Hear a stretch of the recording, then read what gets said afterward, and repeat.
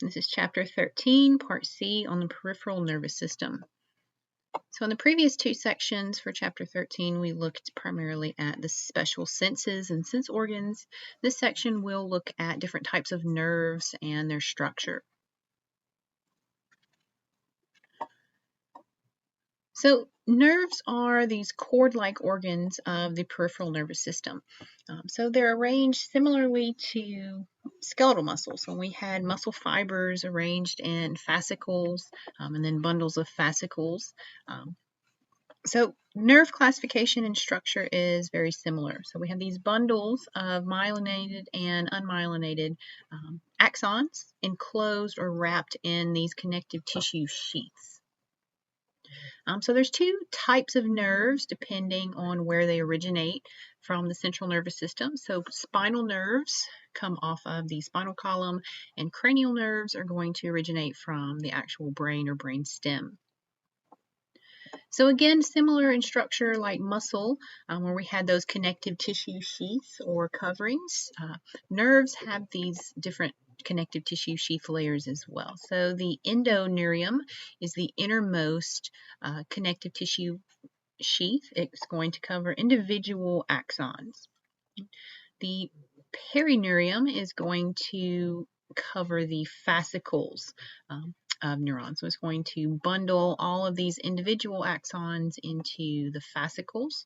And then the epineurium is the dense, tough, fibrous connective tissue sheath on the outer surface of the nerve.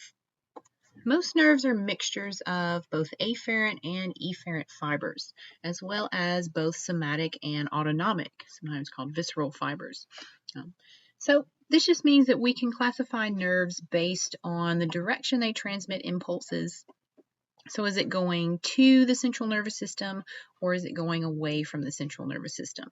We can also classify it based on the types of impulses being sent. So looking at classification based on direction of impulse transmission. So mixed nerves are going to contain both the sensory and the motor fibers. So they're going to travel back and forth to the central nervous system. Sensory neurons or sensory nerves are only going to carry impulses toward the central nervous system. So these are considered afferent. So A for arriving. So these are arriving at the central nervous system. So the sensory information that is detected by your special sense organs will send that information toward the central nervous system. Motor nerves are considered efferent, so they're exiting. So they're going to send impulses away from the central nervous system. So remember, it's the central nervous system that is directing these muscles and these motor neurons when to fire. So this is just showing this relationship between impulse transmission, so somatic sensory, so sensory receptors in your skin, your muscles, joints, is going to be afferent, arriving at the central nervous system. Same thing with your visceral sensory neurons. So we have sensory neurons in our abdominal organs, our blood vessels, that are going to send information to the central nervous system. So both somatic and autonomic motor neurons are going to be efferent. So they're sending impulses away from the central nervous system. So remember, somatic just means your voluntary skeletal muscle. So this is your typical motor neuron when we looked at the neuromuscular junction. Autonomic motor neurons are going to send impulses to your involuntary muscles and organs. So things like your smooth muscle and your blood vessels and your digestive system, cardiac muscle in the heart, and various glands. So we said ganglia were clusters of these neuron cell bodies that are associated in the peripheral nervous system. So this is showing a ganglia, just kind of this little swelling along the nerve root coming off the spinal cord. And if we look at a cross-section slide of this, you can see all of the cell bodies. Remember, again, the cell body is just kind of the actual cell part of the neuron. So it has all of the organelles and the nucleus and everything. So that's these little dark circles that you can see. So the cluster of these neuron cell bodies in the peripheral nervous system is going to be this dorsal root ganglion. So we said there were two types of nerves depending on where they come off of the central nervous system. So cranial nerves are associated with the brain. So they're going to attach to the forebrain all the way back to the brain stem. So most of the cranial nerves are considered mixed nerves, meaning that they can both send and receive impulses. So they can send those sensory impulses to the central nervous system, and they can also send motor impulses to muscles or glands. But there are two that we'll look at that are purely sensory. So their only role is to deliver that sensory information to the brain. And as we go through and look at these, they're going to be numbered in Roman numerals 1 through 12. And we start at the rostral end, or the front end of the brain, and we go all the way back to the caudal, or the tail end of the brain. So cranial nerve number 1 is the olfactory nerve. So olfaction is your sense of smell. So this is going to arise from these olfactory sensory neurons in the olfactory epithelium of the nasal cavity. So these olfactory nerve fibers are going to merge together to form the olfactory bulb and the olfactory tract. So these are purely sensory. So they're only going to carry those afferent impulses for the sense of smell to the olfactory cortex. Cranial nerve number 2 is the optic nerve. So this is another purely sensory nerve. It's going to carry that afferent sensory information to the visual cortex. So the fibers are going to originate from the retina of the eye and form that optic nerve. So remember we talked about the optic nerve. When it enters the brain, it crosses over at this optic chiasma, going back to that contralateral function of the brain. So information from the left eye is going to go to the right hemisphere. Information from the right eye goes to the left hemisphere. So then from here, it will pass through the thalamus. So remember, the thalamus is kind of our sorting and relaying center. And then from there, will be sent to the visual cortex in the occipital lobes. Cranial nerve number 3 is the oculomotor nerve. So this is just the eye mover. So it's going to innervate 4 of the 6 eye muscles. So this is a primarily motor function. Cranial nerve number 4 is the trochlear nerve. So it's going to be a motor nerve that's going to innervate one of the 6 extrinsic eye muscles, the superior oblique muscle. So remember, we had the oculomotor for 4 of the 6. So the trochlear nerve gives us 5 of the 6 eye mover muscles. Cranial nerve number 5 is the trigeminal nerve. So this is the largest of the cranial nerves. So tri meaning 3, so it's kind of split into 3 divisions. So you see the trigeminal nerve enters from the side of the face, and then it's going to kind of branch off then into 3 different main branches. So the ophthalmic division, or V1, the fibers are going to run from the face to the pons. So it's going to convey sensory impulses from the skin, the anterior scalp, upper eyelid, top of the nose, and the lacrimal gland, or the tear gland. The maxillary division, V2, is going to convey sensory impulses from the nasal cavity, mucosa, the palate, the upper teeth, the skin of the cheeks, and part of the lower eyelid. The third division, the mandibular division, V3, is going to convey sensory impulses from the tongue, the lower teeth, the skin of the chin and the jaw, as well as motor fibers to the chewing muscles, or the muscles of mastication. Cranial nerve number 6 is the abducens nerve. So this is going to innervate our last eye muscle. So this gives us number 6 out of 6. So this is going to innervate the lateral rectus of the eye. Right, so abducens for abduction. Remember when we talked about types of movement, so if you abduct something, you're moving it away from the midline. So the lateral rectus just allows the eye to move laterally. It's going to abduct the eyeball. Cranial nerve number 7, the facial nerve.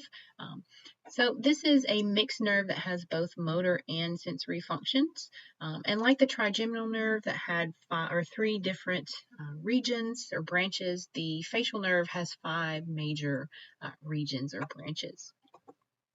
So it's primarily going to convey motor impulses to skeletal muscles of the face. So like muscles for facial expression, except for the chewing muscle. So we said the trigeminal nerve, that V3, that mandibular division, is going to innervate those mastication or those chewing muscles. It's also going to deliver sensory impulses from the taste buds, from the anterior portion of the tongue. Some sensory nerves reaching the taste buds there. So if we were to kind of look at the different branches of the facial nerve, we had 5 major branches. So the temporal is going to serve the temporal region. The zygomatic goes across the zygomatic bone or the cheekbone. The buccal, right, part of the fleshy cheek region. Mandibular down the jawline, and then cervical starting down the neck. Cranial nerve number 8 is the vestibulocochlear nerve. So this is your sense of balance and hearing. So hearing and equilibrium, located within the inner ear, like we talked about in the previous section. So this is going to have those sensory fibers for your hearing in the cochlea and your vestibular apparatus in the semicircular canals. And then send that information, that sensory information, through this vestibulocochlear nerve. So we start out with kind of the vestibular nerve and the cochlear nerve, and then as they exit and head toward the central nervous system, they're going to kind of converge onto that single vestibulocochlear nerve. Cranial nerve number 9 is the glossopharyngeal. So glosso meaning tongue, pharyngeal meaning the pharynx or the throat. So this is a mixed nerve that's going to innervate part of the tongue and the pharynx, part of the tongue and the throat.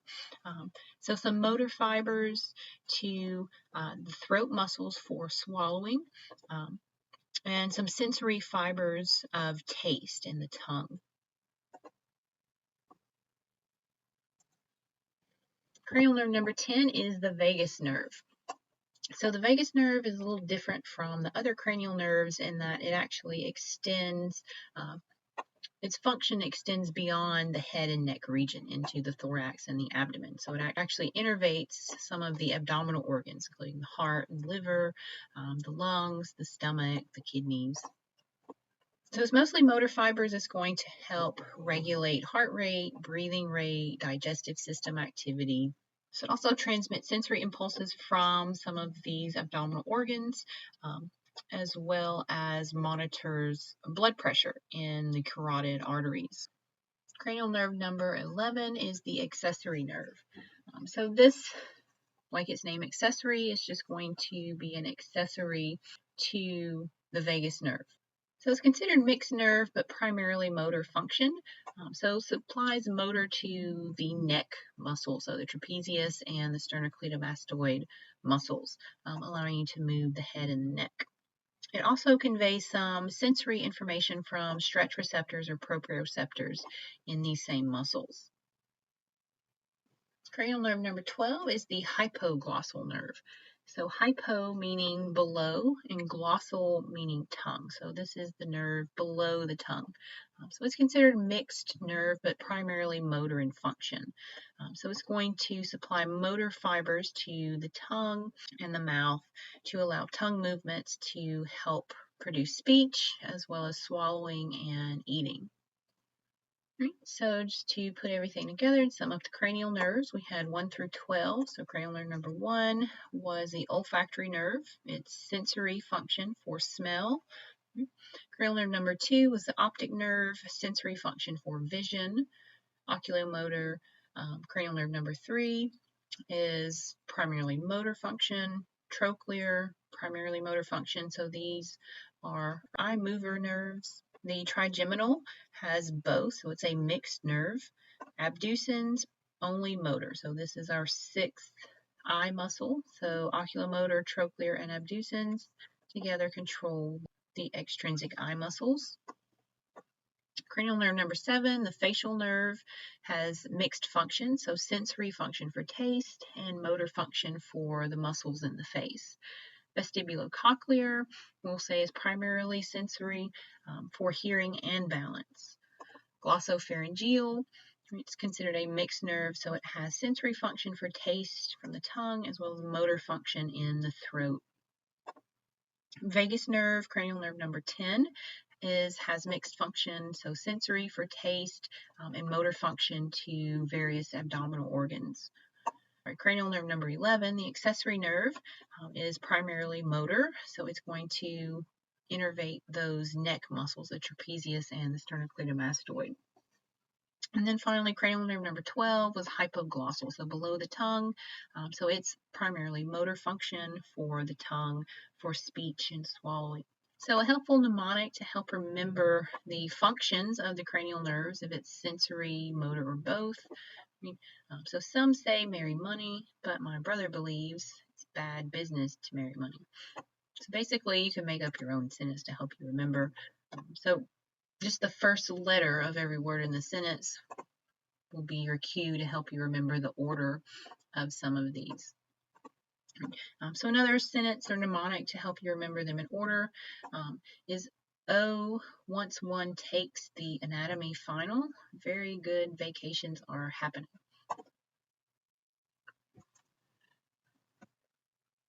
Right. So we also have nerves that can come off of the spine. So these are spinal nerves. So we have a total of 31 pairs of spinal nerves. Some are mixed nerves, and they're generally named for where along the spinal cord they emerge. So these spinal nerves are going to supply all parts of the body except the head and part of the neck, which was covered by those cranial nerves. So in total, there are 8 pairs of cervical nerves. So in coming off the neck region, 12 pairs of thoracic nerves along the mid-back, 5 pairs of lumbar nerves in the lower back, 5 pairs of sacral nerves, the very base of the spinal cord, and then 1 tiny pair of coccygeal nerves at the very bottom. So if you remember from lab when we talked about the bones and how many of different types of vertebrae there were, we said there were 7 cervical vertebrae. Right? So then how are there 8 cervical nerves? Right? So if one spinal nerve comes out of one vertebrae, right? So the cervical plexus is just a little bit different in that last cervical vertebrae, instead of having 1 pair of spinal nerves emerging, it's going to have 2. So most will have the nerves come out on top of the vertebrae. So the last one just has some on top and on bottom.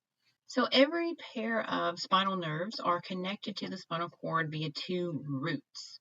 Right? So we have ventral roots in the ventral or the anterior front portion of the spinal cord, and dorsal roots in the dorsal or posterior region.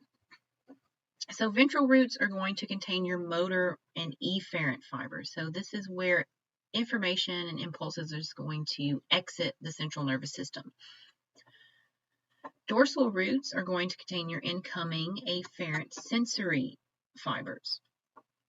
Right, so sensory information is going to come in through the back door, right, and then we're going to deliver our message, our response, out the front ventral door. So then both the dorsal and the ventral roots will then branch out medially as rootlets. So these are just these little tiny, smaller roots, divisions or branches, where it's going to physically join the spinal cord. So again, these spinal nerves are going to emerge from the vertebral column through the intervertebral foramina, right? Or a fancy way of saying the holes in the vertebrae, in between the vertebrae. So your lumbar and your sacral roots are exceptionally long compared to the other plexuses. So they form in the lower vertebral canal what's called the cauda equina, or the horse's tail. So higher up the spinal cord, we have kind of this singular branching of nerves. Once we get in this lumbar region, they kind of merge together and form kind of this bushy structure of nerve fibers. The spinal nerves themselves are pretty short. So immediately after they exit the foramina, exit the vertebrae, they're going to divide and branch off into 3 branches. So the dorsal ramus is the smaller branch, so it's going to just kind of fold back dorsally, right, posteriorly. The ventral ramus is going to be in the front. So it's what's going to go to the anterior portion of the body. So ventral meaning in the front. The meningeal branch, not shown here, is just a tiny branch that's going to kind of double back and re-enter to innervate the actual meninges, or those protective layers of the central nervous system. And then the rami communicantes is autonomic nerve fibers that's going to join these ventral rami together in the thoracic region. Right, so they're all going to be able to be in communication with one another.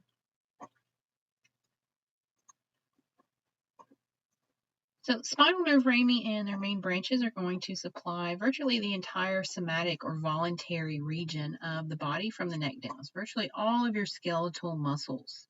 So the dorsal rami are going to supply the posterior part of the body, so the back half of the body, the dorsal portion of the body. Ventral rami are going to supply pretty much the rest of the trunk and the limbs, so the anterior ventral portion of the body as well as the arms and the legs. So one difference between these roots and ramis, so the roots are going to lie medially to the spinal nerves, right? So they're closer inward toward the spinal cord itself. Right? And then each root is either sensory or motor. So we said the dorsal root was sensory, incoming sensory, the ventral root was outgoing motor. Right? The rami are more distal and lateral to the spinal nerve. So they're a little further out, and they're able to carry both sensory and motor impulses. So all of our ventral rami, except for T2 to T12, are going to form these different networks of nerves called plexuses. So we have a cervical plexus, so this is all the major nerves in the cervical region, the brachial plexus, the lumbar plexus, and the sacral plexus. So within these different plexuses, these branches are going to or they're going to contain fibers from different spinal nerves. Like I said, they're going to kind of converge and merge together to form these interlacing networks. So fibers from your ventral rami are going to go to the body's peripheral areas, so the arms and the legs, via several routes. So the benefit of this means that your limb muscles are served by more than one nerve. So if you damage a nerve, it doesn't necessarily always mean automatic paralysis. You might still have maybe some backup nerves serving that body region. So looking at the cervical plexus in the neck, so the first 4 ventral rami are going to form our cervical plexus. Right? So this is where it's coming off the spinal cord. Right? We came off of the roots, right? Branching into the ventral ramus. So most of these branches are going to form your cutaneous nerves. So they're going to innervate the skin in the neck and the back of the head and the shoulders regions. So a special nerve in the cervical plexus is the phrenic nerve, right? So coming off of C4 and C5. So it's a major motor and sensory nerve serving the diaphragm. So it's one of the major muscles for breathing. So when you get the hiccups, it's usually due to some type of irritation to this phrenic nerve that is sending those spasm signals to the diaphragm to contract. So just looking at these different branches of the cervical plexus and how they all are going to serve the skin and the muscles of the head and neck region, right, with the exception of that phrenic nerve. So it's going to go all the way down and innervate the diaphragm. So looking at the brachial plexus in the upper arm region, so it's formed by the ventral rami from C5 all the way to T1. So this is going to give rise to nerves that innervate the upper limbs, so the upper arms. So there's four main branches in this plexus. So we have our roots, shown in blue, coming off of those ventral rami, that are then going to form our trunks, shown in orange. So we have an upper, middle, and lower trunk. So then these are going to merge again and give us our anterior and posterior divisions, shown in yellow. And then finally, the cords are going to be the last division that ultimately give rise to the peripheral nerves. So these cords, your lateral and posterior, and medial. So then follow them on down, and they're going to divide further, giving us our brachial nerves. So just another flow chart kind of summarizing these different pathways in the brachial plexus. So starting with the roots from the ventral rami, so these are going to merge and form our trunks, and then the trunks divide into our divisions, leading to cords, and then ultimately, finally, the end goal of all of this is to get to our peripheral nerves. So the musculocutaneous, the median nerve, ulnar nerve, radial nerve, and the axillary nerve. So one way, like a mnemonic, you can use to remember the order of these. It's really tired, drink coffee. So again, those cords, the coffee, is going to give rise to the nerves of the upper limb. So the five most important are the axillary.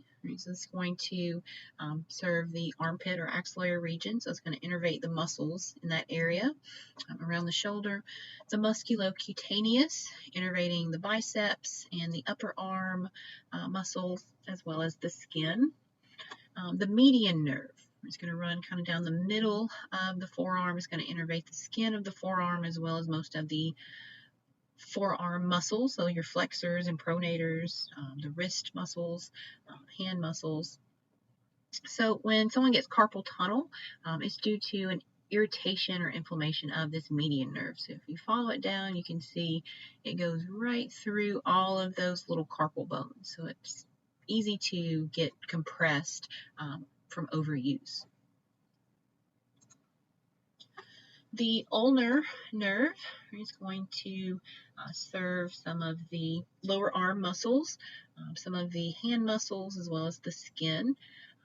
So when someone says that they've hit their funny bone, so sometimes you hit your arm weird and it has that weird feeling for a few minutes, that's your ulnar nerve. So since it's not doesn't have a whole lot of padding and fat over there, it's, over that bone and that nerve, it's easy to kind of irritate it. Have that weird funny bone feeling. And then finally, the radial nerve is going to innervate all of the extensor muscles and the posterior skin of the arm.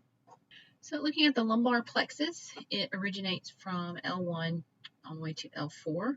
So it's going to innervate the thigh and abdominal wall and the psoas muscle, so in that inner thigh. So it's comprised of the femoral nerve, so this very large nerve running down the thigh.